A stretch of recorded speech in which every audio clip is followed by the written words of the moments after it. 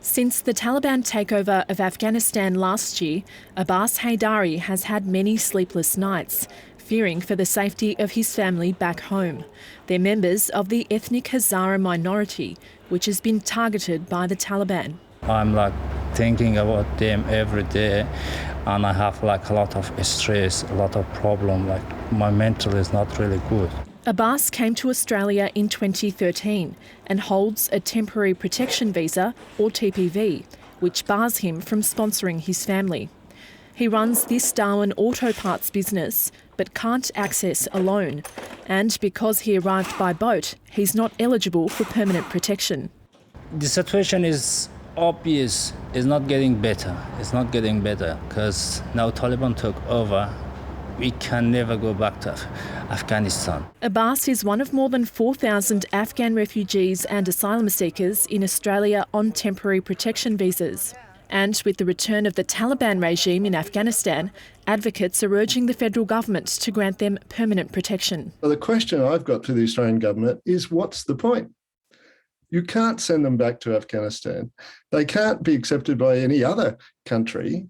So why keep them in this state of insecurity? Earlier this month, refugees and asylum seekers rallied outside Parliament House in Canberra, calling for an end to temporary visas and a pathway to permanent residency. Afghan TPV holders say the constant uncertainty about their future in Australia has taken its toll. And that situation put us in a lot of distress of not knowing that, I don't have a place that I can call permanent home, and my home country is, in a very dire situation. The federal government announced last month it'll be allocating 15,000 visas for Afghan nationals through its humanitarian and family visa program over 4 years. But for those on temporary protection visas, the government is standing firm.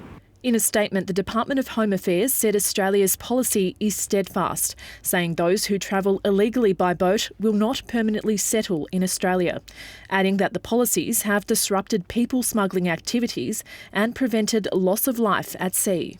The government says that this is deterrence for others who might follow.